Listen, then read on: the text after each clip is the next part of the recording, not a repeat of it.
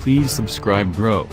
Longtime car and driver readers might remember a succession of long-term Jaguars, 4 of them through the 2000s, that did little to dispel the stereotype of unreliable British cars. The last of these Jags born from the Ford ownership era to finish its tour of duty was a 2009 XF Supercharged sedan. Its long-term rap story began with a Seinfeldian inquiry: what is it with Jaguar and electronics? When we next took delivery of a long-term Jag, half a decade had passed, enough time for new owners Tata Motors to develop his first model from the ground up. That 2014 F-Type proved relatively reliable but was not without its own problems, including an infotainment system that locked up and required rebooting so often we could only presume it was running on Windows ME. But we're suckers for a pretty face, and 495 horsepower, so the orange roadster left Eisenhower Place after 40,000 miles with a letter of recommendation and an invitation for Jaguar to send us its next creation. Enter this. That would be this, which, along with the redesigned XF, rides on a new modular aluminum-intensive platform called IQ. A small entry luxury sedan, this promises to be the most accessible Jaguar in a decade, with the base 240 horsepower model starting at under $36,000.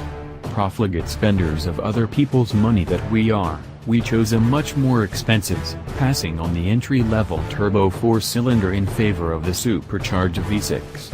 While you can get into the 6-cylinder for as little as $42,695, we wanted all-wheel drive, $2,500, and all those sporty exterior bits that define the $7,500 sport trim. Running up the price of our long-termer with $6,650 of further options brought the as-tested total to $59,345. Paramount in our minds during the months to come will be the usual 2 questions that accompany every new Jag: does it deliver on the marque's sporting promise? And what sorts of electronic bedevilment will we have to cope with for 40,000 miles? We're off to a promising start on the former, but this isn't Control Touch Pro infotainment system already is proving reliably unreliable. We chose the $2,700 technology package primarily to get the 10.2-inch widescreen display, but it seems to have even more propensity to freeze than did the old infotainment unit in our F-Type. Multiple editors have experienced the problem from almost the moment the car came off the hauler, so we'll be mentioning that on our first service visit. That could be imminent, as we've already experienced a check engine warning light, although it extinguished itself after a few key cycles and a bit of driving. Drives like a Jag. Ah yes, the driving. That has been spectacular. Jaguar Land Rover's corporate 3.0-liter V6 is a familiar friend, providing 340 supercharged horsepower in this. Driving all 4 wheels, it shot ours through the quarter-mile in just 13.4 seconds. With the Jag's drive mode selector in dynamic, throttle response is immediate and the engine whips through its rev range, with the 8-speed automatic cracking off shifts just as quickly as you can flip the flimsy plastic shift paddles. We opted to add $1,000 for the 20-inch propeller wheels wearing staggered Pirelli P0 summer tires, size 235/35 ZR20 in the front and 265/30 ZR20 in the rear.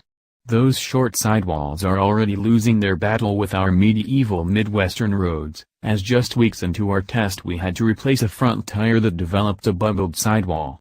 But the big Pirellis were good enough to pull 0.93 grams on the skid pad, as well as haul this to a stop from 70 miles per hour in 147 feet. That's a good number for a sports sedan, especially considering the portly 4,036-pound curb weight, 52.0% of which sits on its front axle. Prior to hitting the track, we could tell how great ours is by the scrubbing from its front tires that we could feel through the steering wheel during tight radius parking maneuvers. On the street, the steering has excellent feel and weight, with none of the overboosted vagueness that plagued past Jaguars.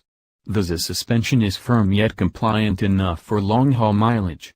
It's the R Sports standard sport seats that so far have proved to be the impetus for calling it a day and looking for a Hampton Inn, with their flatness, poor lumbar support, and meager side bolstering.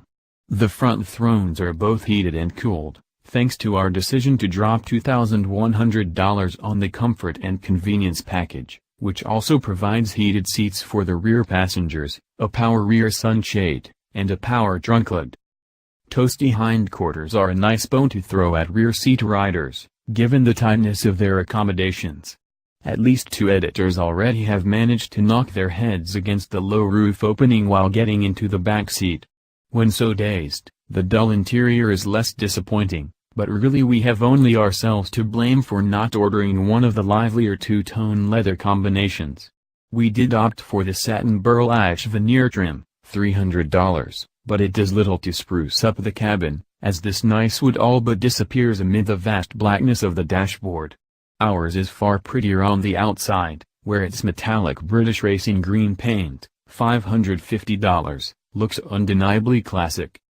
We have a lot of driving to do before we decide whether this becomes a classic itself, or perhaps just slinks off with a malfunctioning tail between its legs, another one-and-done model like last decade's X-Type. Initial impressions say that this is capable of staking a legitimate claim for Jaguar in an ever-expanding segment.